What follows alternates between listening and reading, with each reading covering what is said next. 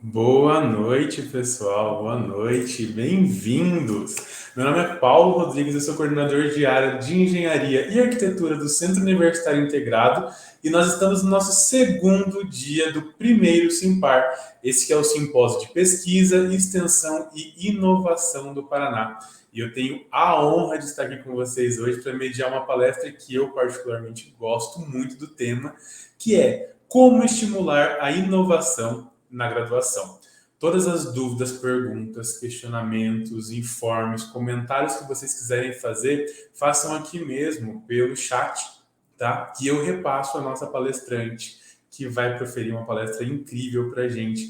E por falar na nossa palestrante, eu queria convidar nesse momento para estar aqui comigo e para proferir uma palestra incrível para vocês neste nosso primeiro Simpar, a Márcia Fourier, e ela vai proferir essa palestra para vocês, então, de como estimular a inovação na graduação. Boa noite, Márcia. Boa noite, Paulo. Boa noite, todo mundo. Obrigada pelo convite. Estou honrada de estar aqui nesse simpósio. Eu que agradeço. E eu vou contar agora um pouquinho, que as pessoas já sabem como você é, um pouquinho de o que você faz da vida, né? Então me ajuda aqui, Márcia. Márcia Fourier é executiva em biotecnologia, fundadora e presidente da Dimension Science e criadora da BioRay Genetics, é isso? Sim. Márcia, eu fiquei encantado com a Dimension Science. Então eu não vou falar sobre ela, vou pedir para que você, que é a mãe desse projeto lindo, comente com os nossos ouvintes, com as pessoas que estão assistindo você, o que é esse projeto que eu particularmente achei incrível. Legal, Paulo. A Dimension Science ela foi criada em 2019, então a gente é uma organização jovem, fazendo 3 anos agora, e a missão da organização é dar suporte ao cientista, especialmente ao cientista que está subrepresentado, tanto no Brasil como no mundo. Então, o cientista negro, o cientista índio, o cientista LGBT, o cientista de uma minoria, né? Então, nos Estados Unidos, alguns desses grupos subrepresentados são realmente minorias, mas no Brasil, muitos deles são representados sem ser minorias, né? Então, a gente foca para que a gente acredita que a proporção de cientistas na força de trabalho deve ser igual à proporção na população. Então, a representatividade da diversidade na profissão de ciências. Então, essa é a nossa missão e a gente faz isso através de bolsas de estudos e programas de mentoria. Então, dá uma olhada na nossa página, dimensonscience.org. A gente tem chamadas, editais anuais. Então, nós temos 2 ou 3 editais por ano. Então, fiquem ligados nos editais, conheça mais os nossos programas. Com toda certeza, eu fiquei apaixonado. Eu comecei a ler a descrição e eu já fui pesquisar no site, né? Eu recebi ontem o seu currículo e achei incrível, uma ideia sensacional. Porque eu estava até comentando com você mais cedo, né? Nós não temos uma disseminação tão grande da arte de pesquisar.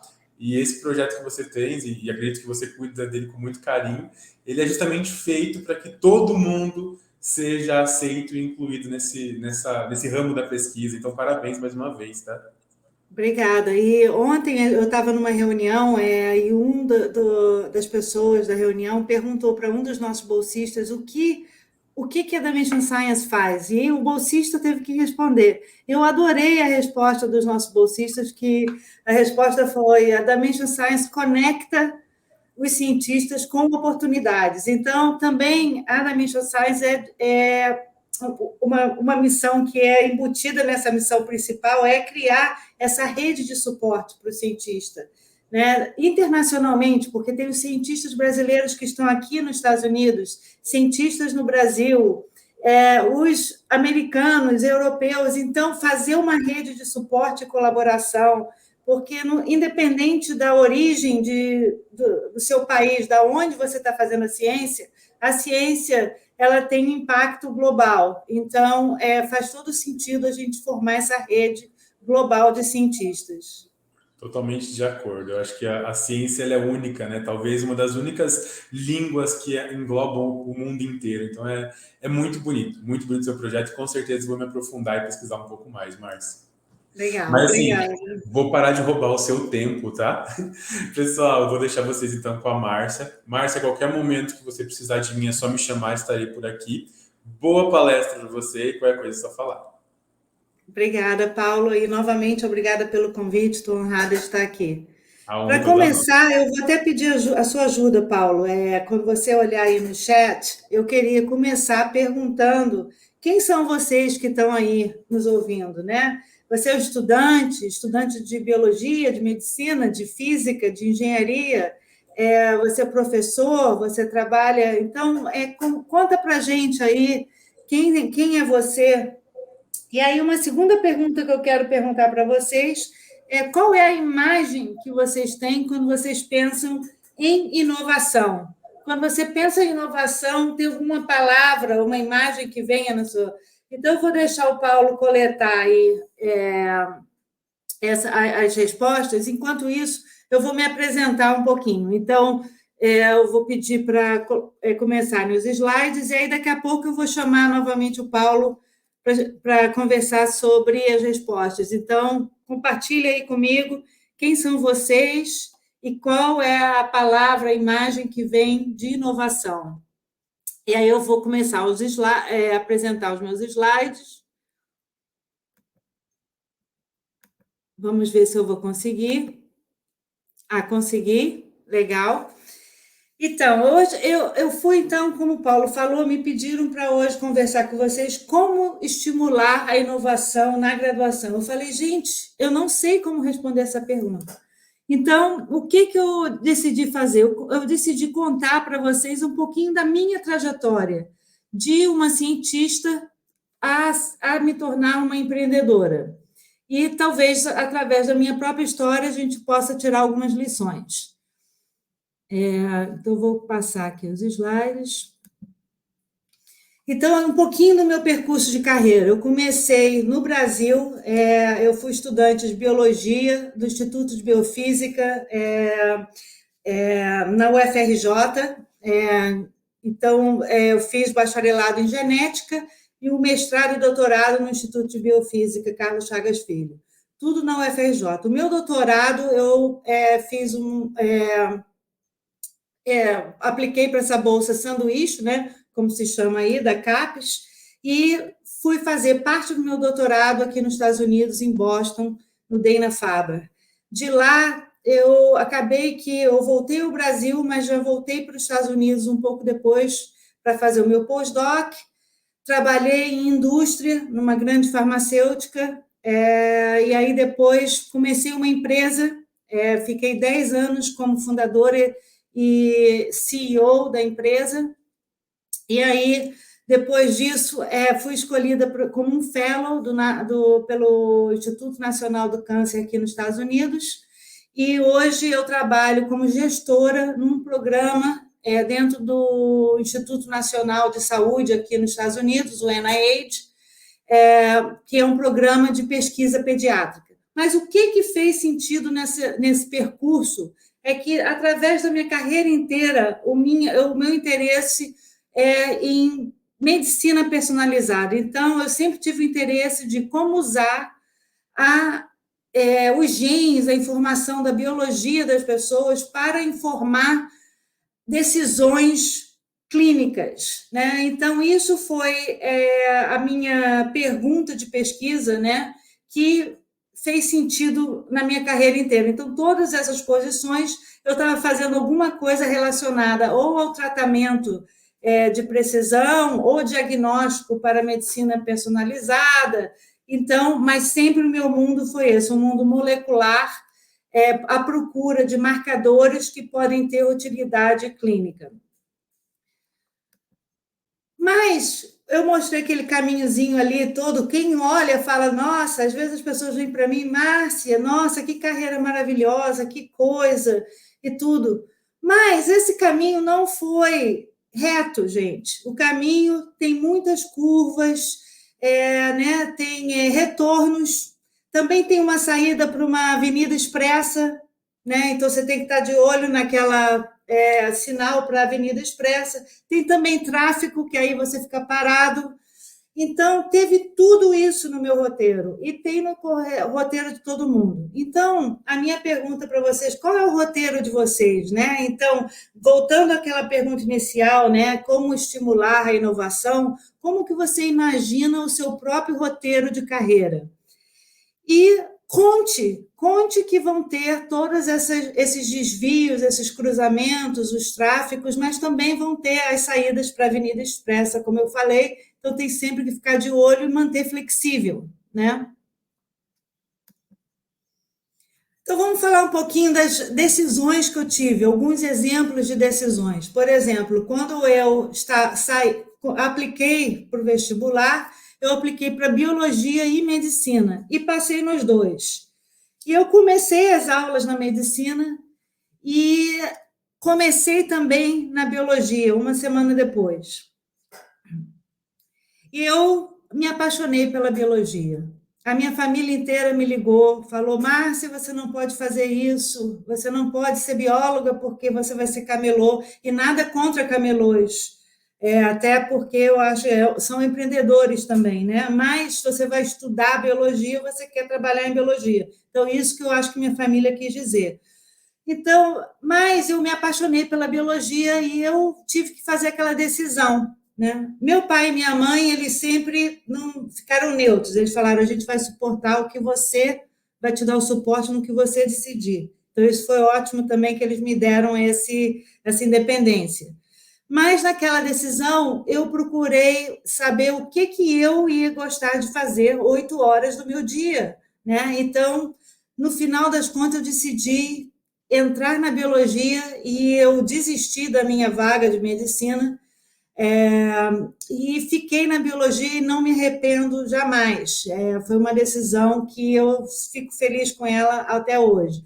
Então, assim, a lição para mim é você escutar também escutar as outras pessoas, mas nem sempre escutar as outras pessoas queira dizer que você tenha que seguir o que as outras pessoas estão falando. Você tem que computar aquilo e ver dentro do seu próprio contexto, fazer aquela decisão. E aí teve outras questões mais para frente, professora ou pesquisadora, enfim, em cada uma dessas questões procurar ouvir a minha rede, mas também procurar colocar dentro do meu contexto pessoal. Então, voltando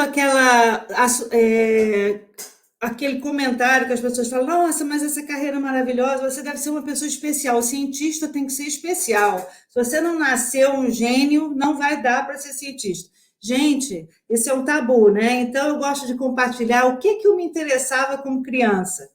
Inclusive, o Museu da Ciência tem um programa ótimo de mostrar isso para a sociedade. O cientista é uma profissão, gente. Então, você não tem que nascer um gênio, uma coisa assim.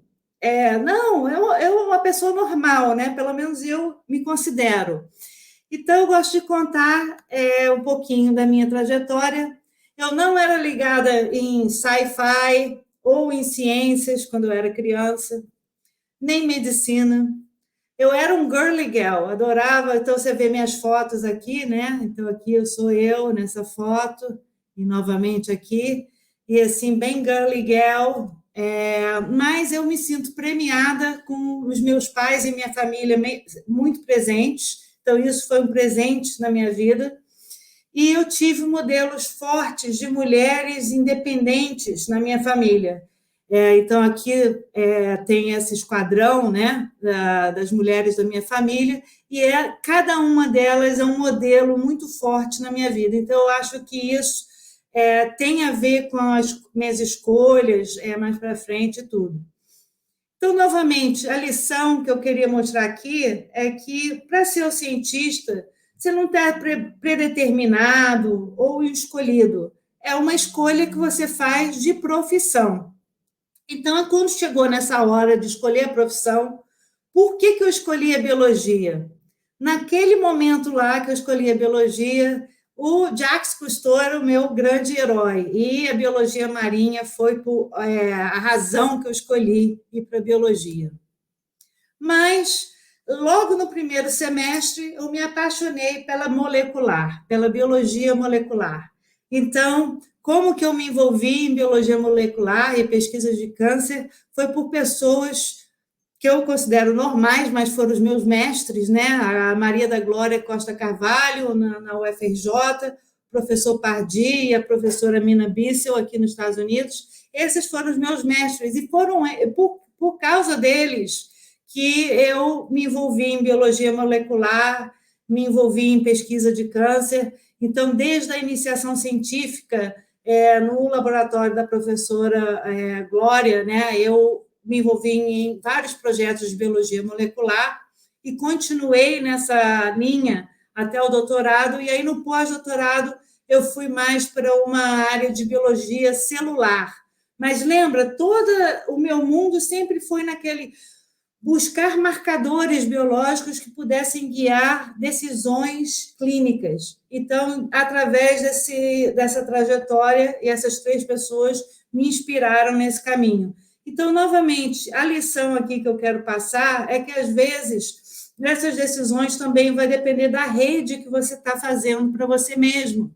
Porque essa rede, muitas vezes, e na maioria das vezes, vão ser razões fortes nas suas decisões de carreira e de vida em geral. Então, eu me sinto sortuda novamente de ter tido mestres como esses e ter tido a experiência na iniciação, desde a iniciação científica. Bom, também essas pessoas foram o que me inspiraram para fazer minha primeira viagem internacional, que foi para fazer minha pesquisa de doutorado. Então, eu nunca tinha saído do país antes disso. Eu sou de uma família de classe média, então viagem, principalmente nos anos 80, 90, viagem internacional não era uma coisa que a gente fazia. Então, a minha primeira viagem internacional foi a trabalho, para vir aqui para os Estados Unidos, e fazer pesquisa. Eu tinha um número de amostras que eu mesma coletei na universidade, no Hospital Universitário da UFRJ, em colaboração com médicos, e colaboração com os pacientes que concederam, né, o uso das amostras deles para pesquisa. E eu jamais imaginei que essa viagem mudaria não só a minha vida profissional, como a minha vida pessoal. Eu encorajo as pessoas a fazerem uma viagem internacional durante sua carreira, porque é uma forma não só de você crescer profissionalmente, mas, gente, mudou minha vida pessoal. A exposição a uma nova cultura, a exposição a um humor diferente, tudo diferente, né? Ao clima diferente. Então, essa foto sou eu em Boston, eu cheguei em fevereiro de 97, com Boston nevando, saindo do Rio de Janeiro, 40 graus. Então, vocês imaginem o choque cultural, e mais uma experiência que adicionou muito. Então, eu recomendo, quem tiver oportunidade, fazer uma viagem internacional durante a sua carreira. Eu acho que não só vai abrir portas de pesquisa e colaboração, mas também tem esse impacto na sua vida pessoal, porque você começa a entender você mesmo melhor. Eu entendo melhor a cultura brasileira e a eu mesmo como brasileira depois que eu saí do país, e aí me vi de fora, porque quando você vai para fora, você também tem aquela oportunidade de ver você brasileira como se eu estivesse vendo de fora, né? Então, isso adicionou muito. Então, eu vou parar aqui por um momento e eu queria ver se o Paulo, se a gente teve alguma resposta aí, Paulo, do pessoal, as minhas perguntas iniciais. Tivemos sim, bastante gente se apresentando. Vou exibir aqui na tela para a gente, ó. Pedro de Engenharia Civil, Amanda de Biomedicina, e aí tivemos 2 pessoas que se apresentaram e que colocaram ideias para a gente, né? Uma delas foi a Mônica Paula de Souza Martins, que respondeu incentivando a criatividade. E o outro, o Austri, estudante de engenharia civil, que a resposta foi instigando a curiosidade, investigando como melhorar algo que já existe e poderia ser ainda melhor. Temos também alguns professores assistindo e ouvindo com a gente. Temos a professora Franciele Batista, temos a Thailise, que trabalha com a gente no administrativo no marketing, então tem bastante gente ligada. Legal, gente, obrigada pela gente. Pode continuar, eu vou chamar o Paulo depois para falar um pouquinho mais, se tiver mais. E se vocês começarem, quiserem fazer perguntas, então eu vou dar daqui a pouco uma nova pausazinha. Se tiver perguntas, a gente já vai respondendo. Mas isso é uma coisa muito legal, a criatividade, curiosidade, como melhorar, né?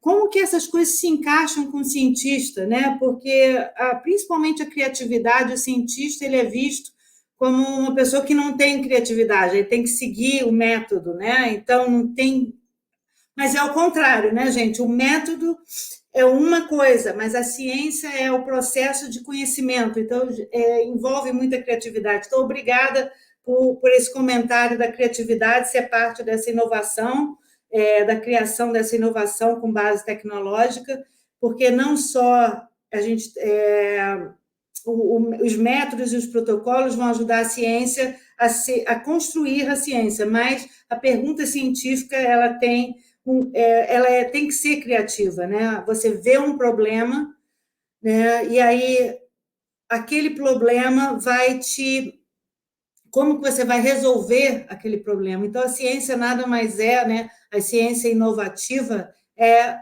você transformar isso numa solução, né, que possa entrar no mercado. Então, eu vou entrar até um pouquinho, isso foi um ótimo comentário, e a curiosidade e a coisa de melhorar. Então, eu vou novamente aqui apresentar os meus slides. Vamos ver se eu consigo aqui. Paulo, você poderia colocar o slide de volta? Obrigada.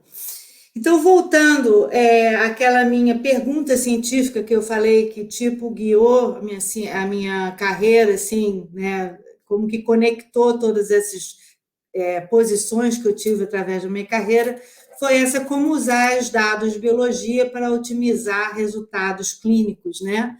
Então, eu me foquei bastante tempo nos genomas, né? Procurando genomas e transcriptomas.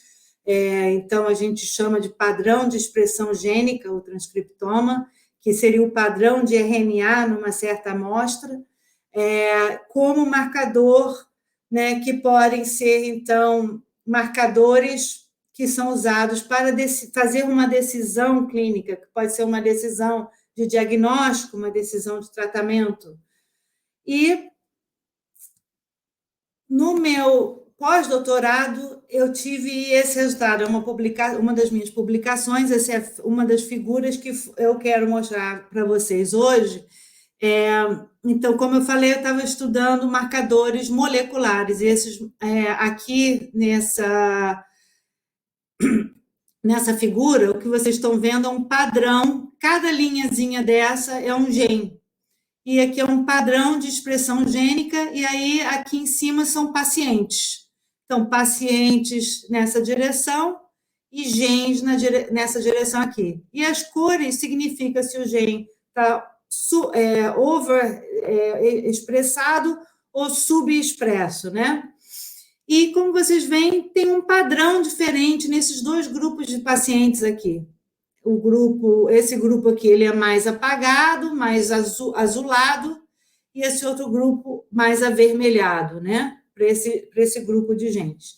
Então, a gente encontrou isso, e quando a gente colocou, esses são pacientes, e tinha nesse dataset, que a gente chama, né? Tinha não só a informação do RNA, que é o que a gente está vendo aqui, dos genes, da expressão do gene, se está alto ou baixo, mas tinha também a informação de como que esses pacientes, o que aconteceu com os pacientes, o resultado clínico, o outcome do paciente. E aí, quando a gente colocou os grupos, né, esses são os dois grupos, o grupo azulado e o grupo vermelho, colocou esse grupo no que a gente chama, esse gráfico de sobrevivência desses pacientes. O que a gente viu? Que existia uma diferença de sobrevivência. Os pacientes azulados sobreviveram, com a expressão, né? Desculpa, eles não são azuis, mas a expressão dos genes estavam inibidas, foram pacientes que sobreviveram, tinham uma sobrevivência melhor que esses pacientes do grupo vermelho. Então, isso foi um resultado que eu agora vou ligar de novo aos comentários que você me deu uma curiosidade. Primeiro, eu perguntei assim, gente, então isso deve ter uma aplicação clínica, porque esse diferencial aqui tinha um significado grande. Então, nós daí fizemos ensaios com outros datasets independentes e esse mesmo resultado se repetiu. Então, veio novamente uma outra coisa que vocês colocaram aí, de melhorar, e eu pensei, como que a gente agora, então, pode aplicar isso para melhorar o tratamento desses pacientes? Porque se eu soubesse com antecedência quais pacientes responderiam ou não ao tratamento, né? Se eu conseguisse identificar quem são esses pacientes vermelhos aqui, da linha vermelha, então, talvez teriam outras opções de tratamento que aí eles poderiam ter uma resposta melhor. Então, foi assim que foi a primeira vez que eu comecei a pensar em uma empresa, em transformar isso, que era um resultado da biologia desses pacientes, mas transformar isso num produto que pudesse ir para o mercado para melhorar o tratamento de pacientes de câncer de mama. Bom, aí eu vou falar um pouquinho agora sobre mim novamente, que é parte da minha personalidade. Então, todo mundo que estiver pensando em inovação tem que prestar atenção na sua própria personalidade. A minha personalidade, já desde criança, foi assim: eu sempre gostei de competir comigo mesma. E eu não parei, até hoje. Eu recentemente comecei a fazer escalada, uma coisa que eu nunca fiz como jovem, fui fazer depois dos 50 anos, correr meia maratona, então eu estou sempre inventando coisas que eu estou competindo comigo mesma, que eu acho que eu posso, eu quero fazer isso, então aquilo me dá um impulso. Então, parte da minha personalidade, que quando eu vi aquele resultado, voltando àquele resultado daquela figura, me deu aquela coisa, gente, isso pode melhorar o tratamento de pacientes. Então, foi daí aquele aha moment, né? Porque, como que eu me tornei um empreendedor? Foi por causa dessa curiosidade e vontade de melhorar os tratamentos. E aí eu quero falar de alguns requisitos, como que eu identifiquei que isso seria uma tecnologia que pudesse ser investível, né? Que transformar em uma empresa. Então, primeiro, eu vi que ali era uma tecnologia nova, não existia.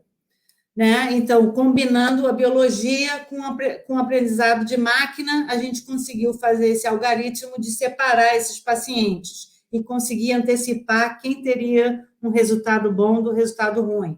Então, a primeira coisa foi ver que isso não existia e que é uma tecnologia nova. E aí, a segunda pergunta é: essa tecnologia resolve um problema? Né? Então, sim, um problema de tratamento com câncer de mama. Para quem não sabe, só mais ou menos 25% dos pacientes tratados com a quimioterapia padrão respondem. E aí, quem não responder vai ter que passar para o outro, para o outro, para o outro. É um jogo de erro e acerto. E aí, essa tecnologia poderia tirar esse fator de erro e acerto, o que seria ótimo, né? Se você tivesse uma certeza maior. Então, essa tecnologia resolve uma necessidade médica que não está sendo atendida e ajuda as pessoas. Outra pergunta: tem mercado, né, para isso? Então, tem um grande mercado. Aqui nos Estados Unidos, somente 200 mil novas diagnoses de câncer de mama por ano, né? Então, 200 mil novas diagnoses por ano, mais de 3 milhões no mundo, então um mercado grande. E, falando com médicos e pacientes, eu vi que existia uma vontade de uma solução, porque não é só ter um problema, né? Que as pessoas estejam preparadas e querendo uma solução. Então, isso também foi um fator importante. E daí, gente, depois dessa racionalização, eu entrei para ser fundadora dessa empresa. E assim, foi aí que a cientista virou empreendedora, tentando resolver problemas da vida real com a ciência. E os grandes desafios: comunicar com comunidades, não só científicas agora, como eu fazia antes, mas comunicar com comunidades de negócios, comunidade legal, né? Então, leigas também. E eu tive algum sucesso, consegui levantar milhões de dólares para a companhia, levamos a tecnologia à aprovação clínica aqui nos Estados Unidos, uma aprovação regulatória, e tive reconhecimento e tudo. Agora, o que me ajudou, então, nessa transição de cientista para empreendedora? Foi formar um plano de negócios. Então, o plano de negócios tem uma série de coisas que eu quero citar rapidamente, lógico, a gente pode aprofundar 1 hora em cada uma dessas coisas. Formar uma equipe, que eu falo, é uma das coisas principais. Formar a sua equipe e a sua empresa. Os investidores, é importante ter a tecnologia, é importante, né, ter o conteúdo, mas na hora que os investidores vão investir, na verdade, eles vão investir nas pessoas. Então, o time, a sua equipe, é uma das coisas mais importantes numa empresa. Ou mesmo, eu acho, laboratórios de pesquisa, mesmo um laboratório acadêmico hoje em dia, é como uma startup. Né? O chefe do laboratório ele vai estar escrevendo grants, e a equipe dele vai ser uma das principais coisas que as pessoas vão julgar. Quando eu, por exemplo, recebo projetos para julgar para financiamento, uma das principais coisas é a equipe. A equipe está preparada? A equipe tem a especialidade necessária para fazer aquele trabalho? Né? Então, se precisa de um molecular, se precisa de médico, se precisa de... Então, essa equipe é formada e tem a diversidade de disciplinas necessárias para levar aquela tecnologia a uma comercialização. Né? Então, no caso de um laboratório acadêmico, né, a sua equipe ela tem que ter a especialidade científica que seja relevante para o seu projeto, né? Então, por aí vai as perguntas sobre como formar uma equipe. E aí tem outros fatores que são conhecer quais são o processo regulatório que o seu produto vai ter que passar. Desde o início, você já tem que saber se vai precisar, se precisar de aprovação regulatória, qual é a regulação, qual é o processo regulatório, né? Qual é o tempo que vai levar. E aí, então, outras coisas para se pensar: propriedade intelectual, publicação, que são tipo básicos, né? Vem até antes do plano de negócios você ter aquela propriedade intelectual e a publicação. E aí, o capital inicial, concorrência, né? Fazer uma pesquisa de concorrência e também ter uma ideia qual é o retorno para o investimento. Então, isso são algumas questões relevantes para se levar em conta, e eu acredito que isso é válido não só para uma empresa, uma startup, mas também é válido para quem está começando os seus laboratórios, né? Então, conhecer a sua pesquisa e ter um plano de 3 a 5 anos. Não que esse plano não vai mudar, com certeza. Cada vez que você escrever um plano, a única certeza que você terá é que o seu plano vai mudar. Só que ter o plano vai te guiar, é aquele roteiro. Lembra que eu mostrei aquele roteiro das vias? Esse roteiro, não só o roteiro de carreira, mas agora aqui falando um roteiro de negócios, né? Então, o plano de negócios seria esse, essencial para sair da linha de partida, né? E aí, coisas que eu quero falar que são importantes também em qualquer situação, não só numa situação de começar uma empresa, mas começar uma carreira, é falar com os clientes. Você tem sempre um cliente, né? É o seu professor, é quem vai financiar a sua pesquisa. Então, você vai ter sempre... Então, falar com os clientes, ouvir as pessoas, evitando reagir, eu recomendo muito. Me ajudou muito na minha trajetória perguntar, testar suas suposições, que a gente sempre tem suposições, mas vamos testar, porque eu penso assim, não necessariamente as outras pessoas vão pensar igual. Então, teste suas suposições, não assuma coisas porque você acha que é, né? Então, pergunte. Receba o feedback com aquela tentando evitar reagir, apenas escuta. Difícil. Eu falo isso, é mais fácil falar do que fazer. Eu no início também, e até hoje eu faço isso direto, a pessoa fala, a primeira reação que você tem é você reagir numa defesa. Mas quanto mais você não reage, que você só escuta e absorve, melhor. Porque aí você pode depois raciocinar e ver como que aquilo vai encaixar, né, no seu plano, no seu roteiro. Então, tanto os apoiadores, é importante você fazer essas perguntas e ouvir, não só das pessoas que você sabe que vão concordar com você, mas pessoas que você não sabe e pessoas que provavelmente não vão concordar com você, também é bom fazer as perguntas. Por quê? Porque você sabe os pontos de oposição. Né? Isso vai ajudar você a preparar para aqueles pontos de oposição.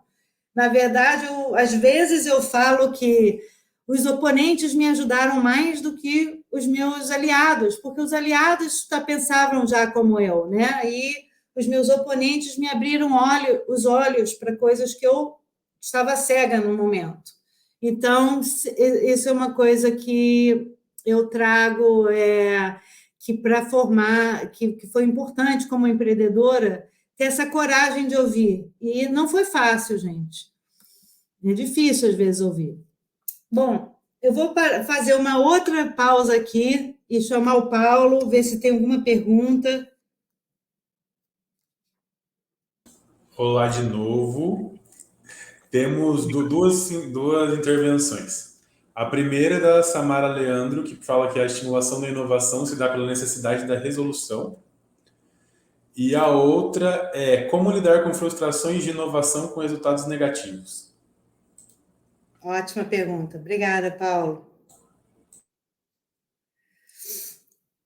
Gente, a coisa do negativo, até vou falar isso, porque é até vocês vão ver no final da apresentação, foi um dos pontos que eu trouxe para falar de o que eu trouxe da minha vida de cientista para a minha vida de empreendedora. Então, como cientista, eu já estava acostumada a os resultados não darem certo, né? De cada 10 experimentos, né? Uma minoria desses experimentos vão dar certo. E um experimento que seja reproduzível por 3 vezes, mais raro ainda, né?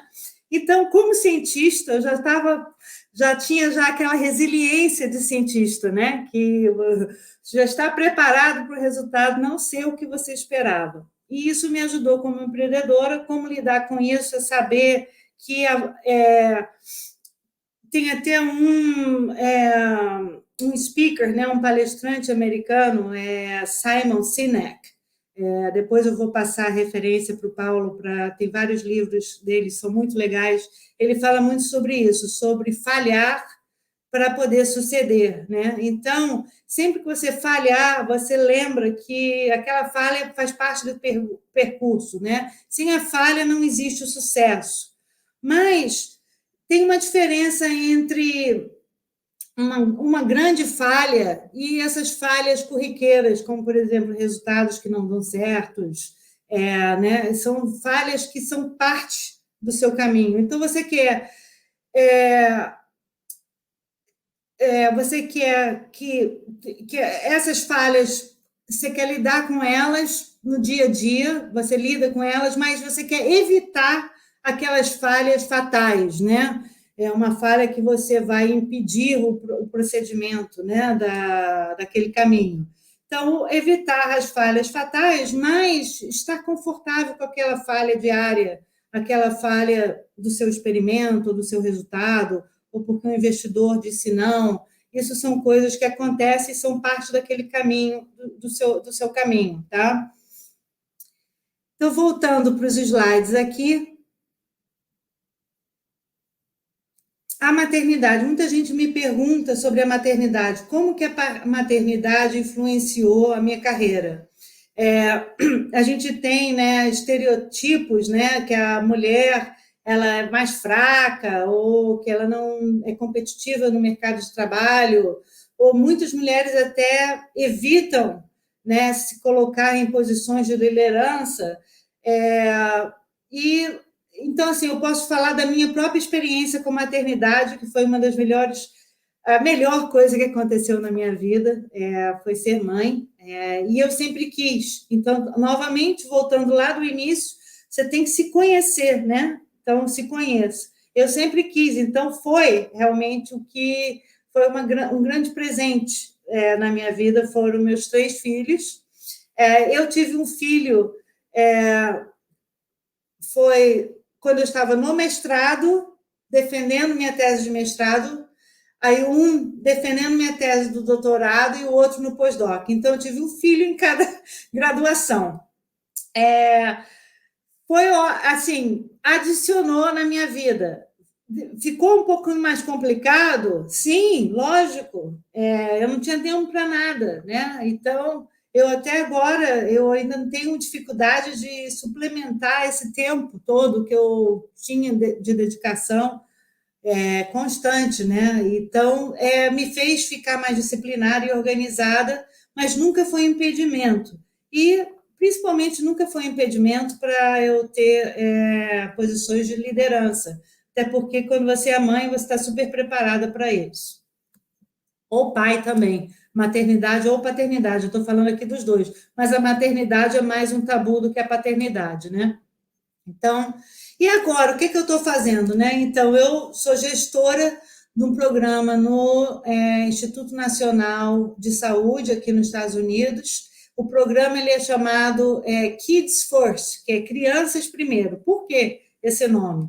Porque, principalmente, como eu sou da área de oncologia, e esse programa foi inspirado por uma paciente de câncer de 9 anos, Gabriela Miller, o nome dela, e ela recebia um tratamento dos anos 70. Então, ela falou, por quê? A gente tem que colocar as crianças primeiro, porque já existem muitos tratamentos novos para câncer de adulto. Por que o câncer da criança ainda está sendo usado o tratamento dos anos 70? Então, ela não se conformou com isso. Então, novamente, uma outra característica da inovação é aquela coisa de você não se conformar com do status quo. E a Gabriela Miller, ela foi uma inovadora nesse sentido. Aqui é a foto dela, ela quando tinha 9 anos, e ela foi, então, ela foi falar com o público, e foi falar com o Congresso, e o Congresso americano começou esse programa inspirado nela, então, Gabriela Miller Kids First Pediatric Research Program. Então, é o programa de pesquisa pediátrica da Gabriela Miller. E o que a gente tem nesse programa? A gente está desenvolvendo uma comunidade de computação na nuvem, com dados de genoma, proteoma. Então, já temos mais de 20 mil participantes dentro de crianças afetadas por câncer infantil ou por defeitos de nascimento.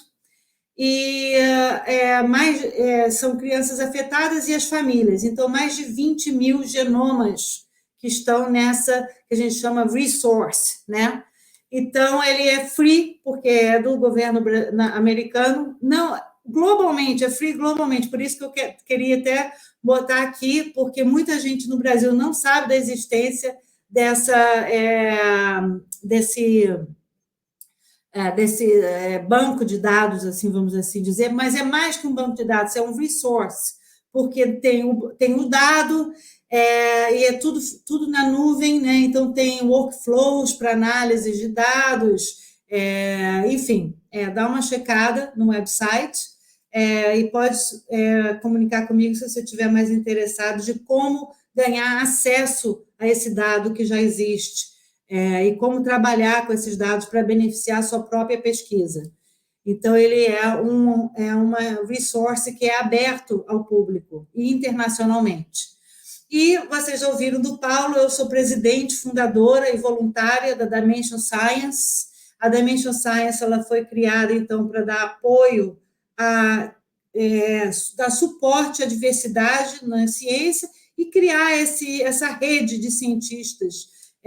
E aqui nessa figura eu estou mostrando esse ano os contemplados com a Bolsa Bridges, que a tradução é ponte, né? A Bolsa Bridges ela é dada para cientistas selecionados que tenham pelo menos um mestrado completo, mas que estejam trabalhando sem financiamento. Então, eles estão num momento de transição, acabaram o mestrado, estão começando o doutorado, ou estão começando o pós-doutorado.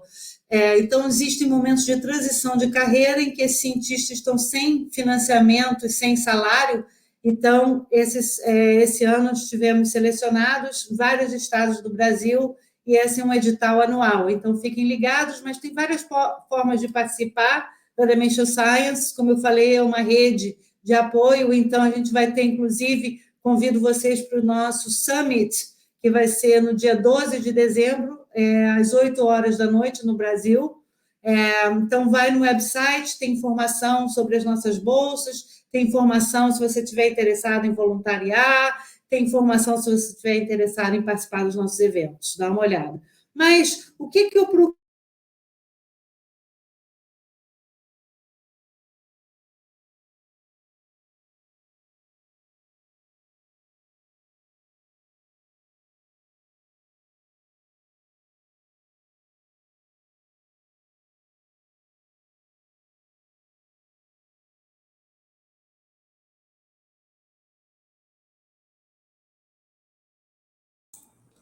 Oi, Márcia, está ouvindo a gente? Pessoal, eu pedi para vocês aguardem um minutinho, por gentileza. Acho que tivemos um problema com conexão da professora Márcia. Ela já está retornando. Acredito que em breve nós voltamos. Só um minutinho de paciência, por favor. Enquanto isso, aproveite esse momento para interagir com a gente. Use o nosso chat.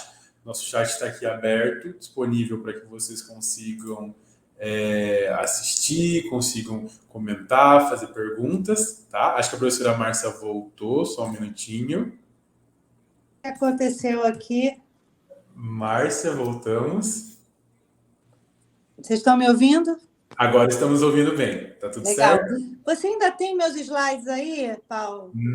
Deixa eu ver. Não tenho, Márcia. Se você puder compartilhar com a gente. Espera aí, deixa eu dar uma olhada aqui. Sem que eu problema. vou desconectar aqui e vou conectar novamente no computador. Tá. Eu vou sair e já estou entrando novamente. Perfeito, sem problema, a gente aguarda. Evento ao vivo e internacional é isso, pessoal. Aqui, ó, temos diferença de fuso horário, temos diferença de conectividade. De novo, vou reforçar, aproveito para que vocês possam colocar perguntas para a professora Márcia, aproveitar que ela é uma pessoa incrível. Como eu falei para vocês agora há pouco, a ONG, né, que ela acabou de falar, a Dimension Science, ela traz muita oportunidade para todos nós. Então, vocês perceberam que a partir da ONG dela é possível a gente, inclusive nós, daqui do Brasil, nos inscrevemos para participar, né, Márcia? Nos inscrevemos para participar da Dimension, nos inscrevemos para assistir o evento. Então, fiquem à vontade. Eu vou pegar o link da página do website para nós e colocar aqui no chat.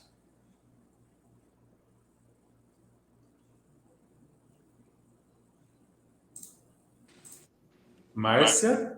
Oi. Vamos por aqui mesmo, porque eu não sei porque meu computador está desligando. Então, vamos continuar por aqui.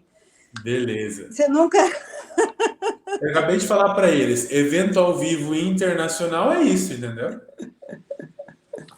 Exatamente. Não tem como escapar, né? Não tem, mas é bom assim. É bom que mostra que é humano, que é um contato mais próximo possível que milhares de quilômetros permite a gente ter. E, Paulo, me diz uma coisa, tem alguma pergunta aí? Deixa eu... Por enquanto, não. Por enquanto, eles estão quietinhos. Tá. Então, vamos continuar aqui. Deixa eu só sair de um desses.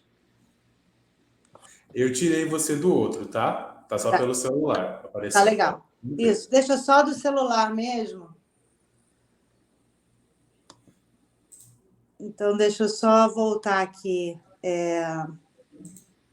Eu já estava já. Então tá, eu já estou, na verdade, já chegando aqui no finalzinho.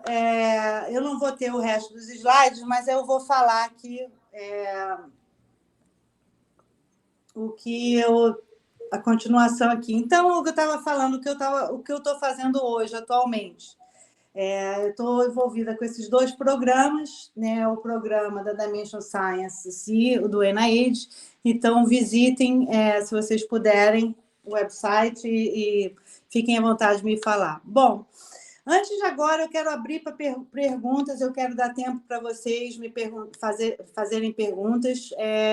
Isso, mais ou menos, é o que eu queria compartilhar com vocês, um pouquinho da minha trajetória, um pouquinho de como que eu comecei minha empresa, de como que eu passei em diversas posições, né, durante minha carreira, e como que isso fez sentido, e como a minha vida pessoal também faz parte fez parte desse meu percurso de carreira, desde o momento que eu estava decidindo que carreira fazer, ao momento decidindo se eu seguia uma carreira de pesquisadora acadêmica ou iria trabalhar na empresa, ou todos esses momentos de decisões, como que a minha vida pessoal e a minha rede pessoal e profissional influenciaram mais do que qualquer coisa.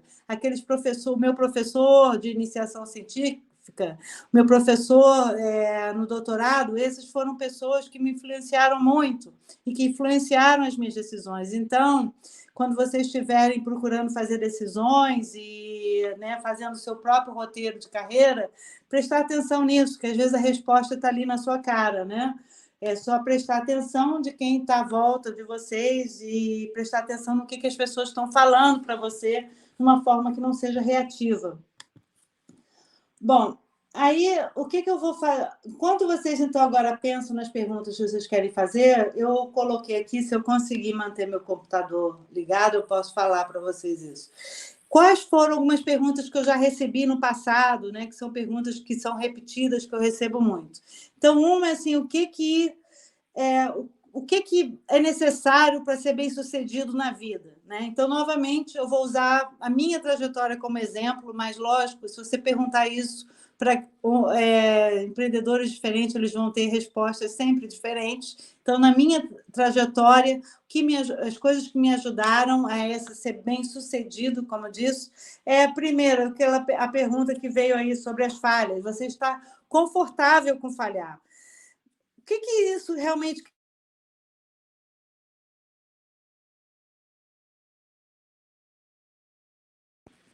O que é estar confortável com falhar? Não é que você queira falhar, né?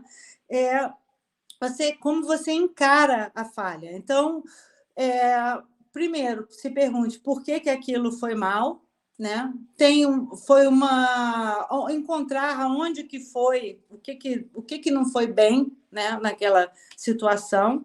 Se existe conserto, se existe um outro caminho, né? Então, aí começar a pensar fora da sua caixinha, né? Então, como você vai reagir à situação de dificuldade vai determinar o futuro, a solução daquela falha, se você quiser assim dizer, né? Então, prestar atenção ser flexível. Então, ser flexível, ter um plano importante, mas quando as coisas não acontecem como o plano previa, ser flexível, porque isso acontece, né? E, geralmente, quando as coisas não vão como você antecipou, às vezes isso cria uma nova oportunidade. Então, ser flexível para ver essas novas oportunidades, não ficar só nos colocar, né, numa caixa, né? Olhar fora da caixa quando existia aquela falha. Então, ser curioso, que foi alguém que falou já isso, ser resiliente, né? Então, uma coisa que eu quero falar com vocês é sobre o não. Então, não, na minha vida de cientista, eu recebi muito não. E na minha vida profissional também recebi muito não. Como empreendedora, eu recebi muitos nãos. Não é pouco, não, gente. Qualquer empreendedor que diga para você que conseguiu tudo fácil, ou está mentindo, ou realmente é aquele ser iluminado que a gente fica imaginando. São raros. Mas as pessoas normais, como eu, recebem muito não, até você receber um sim, né? Então, uma coisa que me ajudou é não levar o não pessoalmente. Veja só o que eu descobri durante minha carreira, que a maior parte das vezes que as pessoas me disseram não, não foi por minha causa, foi por alguma coisa relacionada a eles. Então, conhecer o eles, né? Quando você está procurando, não só veja o seu ponto de vista, veja o ponto de vista do outro. Geralmente, o ponto de vista do outro ele vai ser importante na decisão do outro. Então, às vezes, o não vem por uma causa sua, vem por uma causa daquele contexto do outro. Tá? Então, vamos de exemplos, né? De motivos que pessoas não investiram na minha empresa. Não investiram porque a minha empresa não era de um assunto que estava no portfólio de investimento daquela pessoa. Então, não era uma coisa que interessava, né? Não investiu porque não conhecia, não tinha a segurança de conhecer aquela área de conhecimento. Então, tem muitas razões que são relacionadas ao não, que não são você. Então, não... A minha, pelo menos, né? E eu vejo muitas pessoas comentam que a reação ao não geralmente eu fiz uma coisa errada, é comigo, mas geralmente não é. Então, relaxa do não e aí procura ver também esse outro lado, o lado do outro, né? A perspectiva do outro. E aí, outra coisa que me ajudou também, que eu acho que ajudou vários dos meus colegas, é ter o poder de mobilizar pessoas. Né? Então, para ser um empreendedor, e eu acho que o cientista também é importante, é você comunicar sobre a sua ciência, comunicar sobre a sua ideia, comunicar sobre sua solução, comunicar como isso vai melhorar alguma coisa, né? Então, essa parte da comunicação e ser capaz de mobilizar uma ideia, né? Então, isso me ajudou também. Outra pergunta que me pergunta, o que eu aprendi como cientista que é transportável aos negócios? Então, já falei uma, que é a resiliência do cientista, aquela coisa de já esperar que o resultado não vai ser igual, ou que o experimento não vai funcionar, vai ter que repetir 10 vezes. Então, essa resiliência do cientista foi bem transportável para a minha vida de empreendedora, porque a vida de empreendedora também tem muitos baixos e altos, vamos assim dizer. Né? Então, mas sempre procurar olhar aquele lado crítico das coisas que não darem certo, perguntar o porquê, o que pode ser feito diferente, né? Qual é a oportunidade que se abriu diante a isso. E aí, outra característica é o pensamento crítico, né, do cientista. O cientista ele pensa criticamente, né, é uma natureza do cientista, então isso também ajuda para o empreendedor pensar criticamente, não se apaixonar pelo seu projeto, que é difícil, né? Então tem até um dizer aqui que é o seu baby, né? Então sua companhia, o seu baby, não deve ser o seu baby. Então, não se apaixone pelos seus projetos de pesquisa, né? Então, assim, até um conselho um pouco diferente do que você esperava, né? Esteja apaixonado. Não, então você tem que ter aquele comprometimento e aquela coisa que você quer resolver aquele problema, mas isso é diferente de estar apaixonado pelo resultado que você quer, né? Então, se apaixone pela causa, mas não pelo resultado. E construir, né, essa colaboração. Colaboração, o cientista é acostumado a colaborar, então isso também é uma coisa que eu pude transportar para a minha vida de empreendedora, porque a colaboração é muito importante quando você está empreendendo.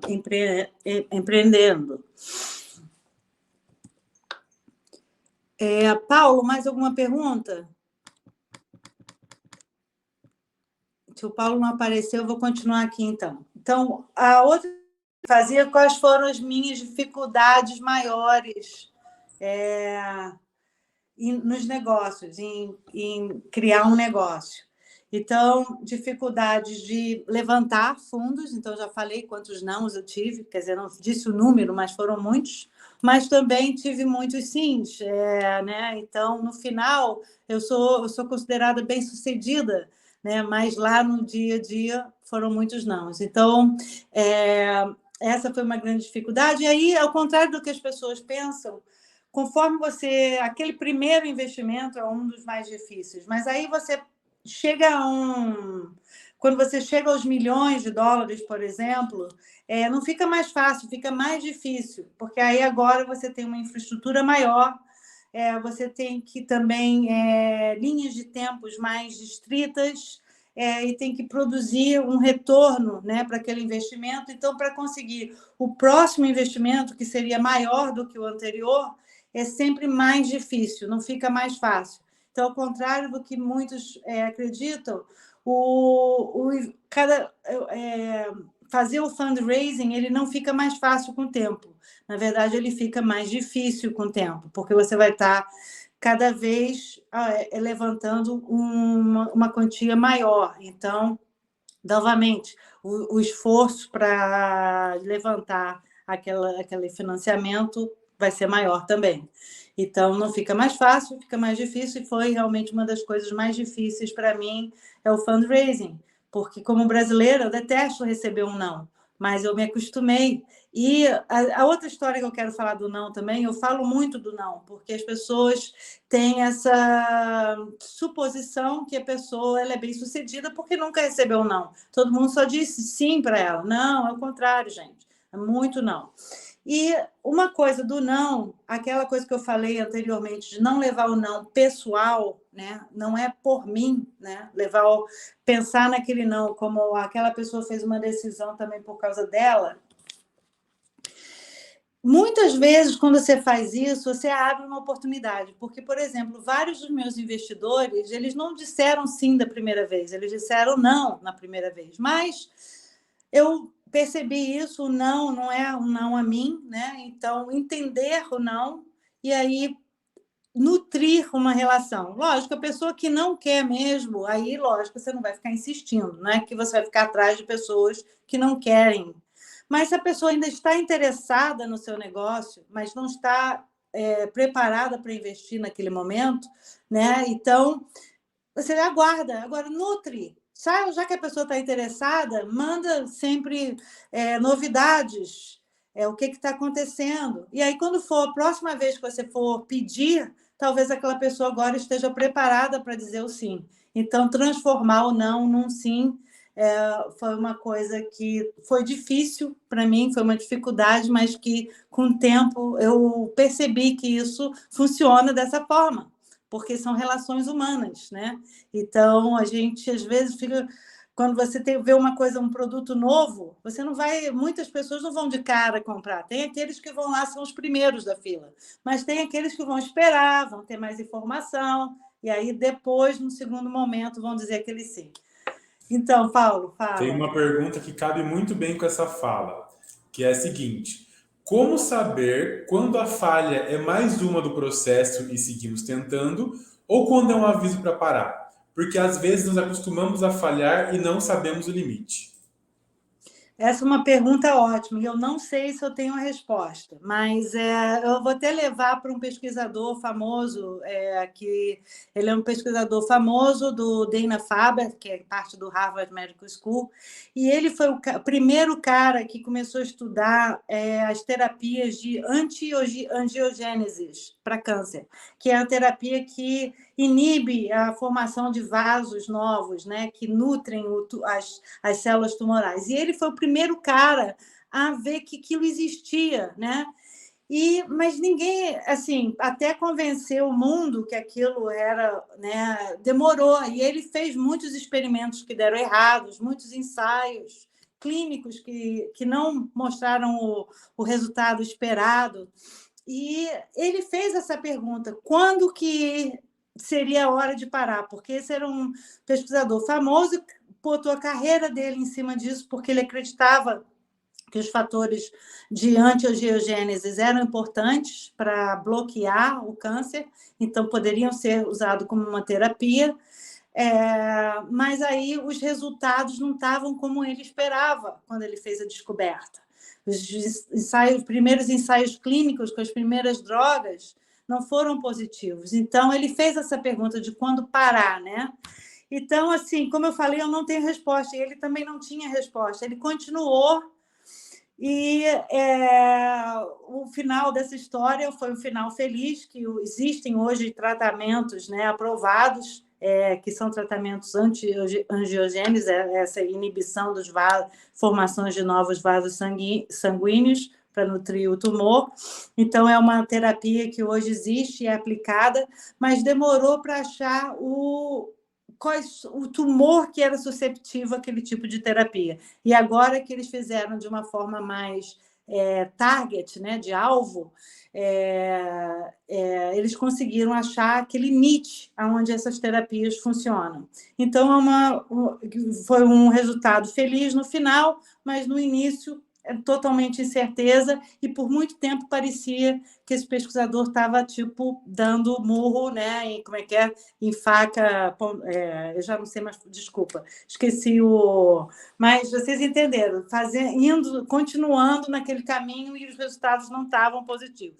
Mas aí, voltando, o que você pode considerar nesse momento? Primeiro, esse erro foi eu acho que tem um outro exemplo que eu posso usar também, que foi um exemplo com orquestras. Então, deixa eu falar desse exemplo e aí eu vou chegar à conclusão. Então, fica comigo só mais um pouquinho, eu vou chegar à conclusão. Esse outro exemplo não foi na ciência, foi na área de música. Então, eles viram que quando tinha esses ensaios para escolher novos membros da orquestra, que eram abertos, tinha um bias de escolher homens na orquestra. Então, eles resolveram botar uma cortina, né? Só que depois viram que os resultados eram o mesmo, com a cortina ou sem a cortina. Então, eles não tiveram o resultado que a cortina iria melhorar a entrada de mulheres nas orquestras. Mas aí, os pesquisadores chegaram à conclusão, mesmo com a cortina, os julgadores, os avaliadores lá que estavam escolhendo o pessoal da orquestra, ainda tinha o sinal do barulho do salto alto das mulheres, o perfil das mulheres, que era diferente dos homens. Então, os pesquisadores começaram a perceber que, apesar do resultado ter sido negativo, tinham fatores levando aos pesquisadores a acreditar que existia um bias ali, que eles não estavam limitando só com a cortina, porque tinham esses outros sinais, né, que davam para os avaliadores que era uma mulher, que não era um homem. Então, enfim, depois que eles consertaram esses outros sinais, eles viram uma grande diferença e viram que existia realmente aquele bias de gender para essas escolhas. Então, essa história chegando você olhar nos seus resultados e ver se o resultado está negativo porque existe algum bias que você não considerou antes. Então, realmente, eu acho que a resposta seria analisar, e é caso por caso.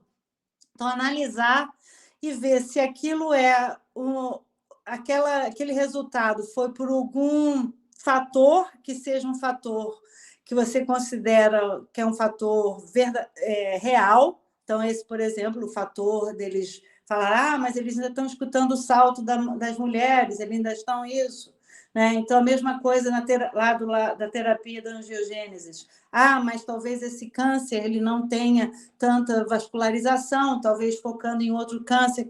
Então, procurar ver quais foram os fatores que influenciaram aquele resultado e aí procurar ver se existe uma oportunidade de reiterar, né? Fazendo uma coisa um pouquinho diferente, mas... Então, espero que eu tenha respondido a pergunta. Mas é caso a caso.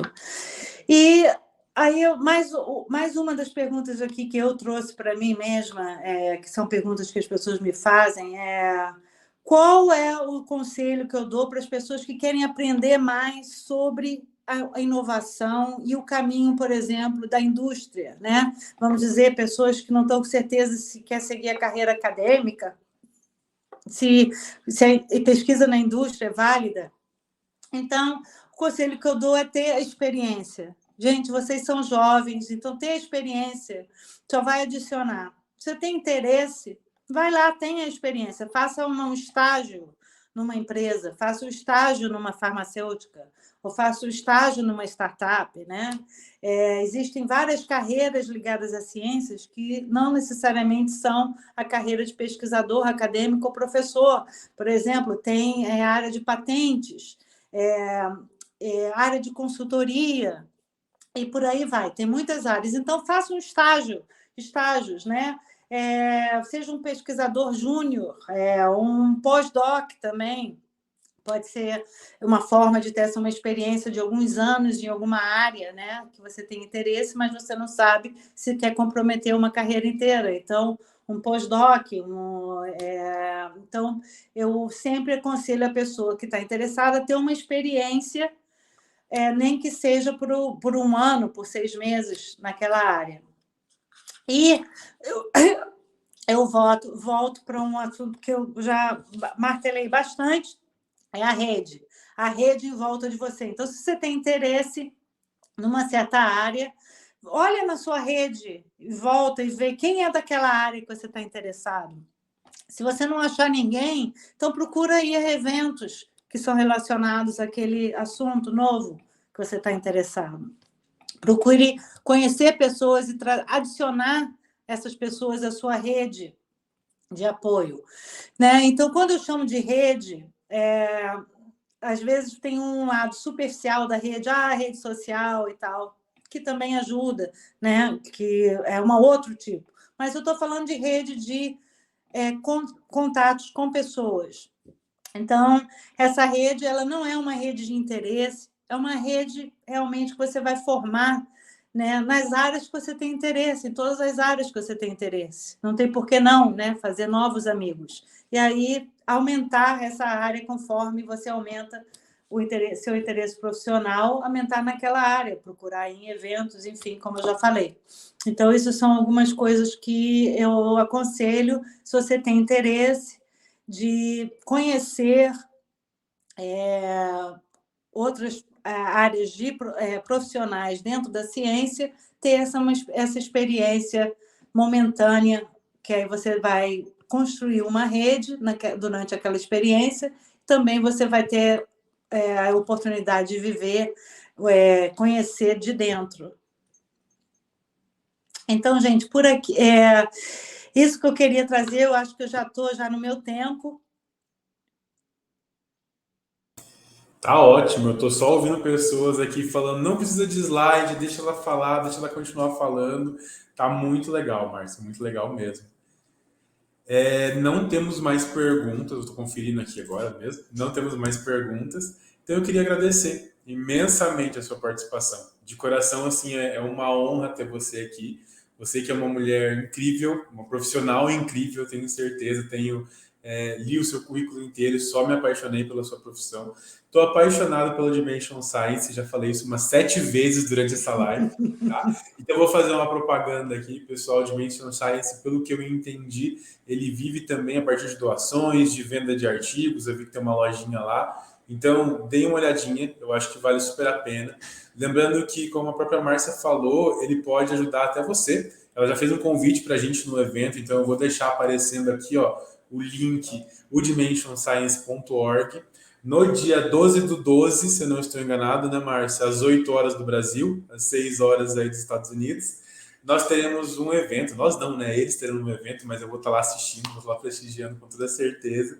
Legal. E eu amei o slogan do evento, né? Que é: você pode mudar o mundo e nós estamos prontos para ajudar, nós ajudamos com isso. Então, é um projeto que tem tudo para brilhar os olhos de todos os nossos estudantes. Eu fico muito, mas muito feliz de poder trazer isso para eles, Márcia. Muito feliz mais uma vez de você estar aqui com a gente. Obrigada, Paulo. Eu espero que tenha ajudado e fique à vontade de me contactar depois. Se tiver alguma pergunta, me manda que eu respondo. Eu vou com certeza. Muito obrigado mais uma vez. Falou, obrigada. E desculpa as falhas técnicas. Imagina. Como diria um apresentador aqui do Brasil, Faustão, quem sabe faz ao vivo. Um beijo, Márcia. Muito obrigado. Tchau, obrigada a todos. Tchau, até a próxima. Tchau.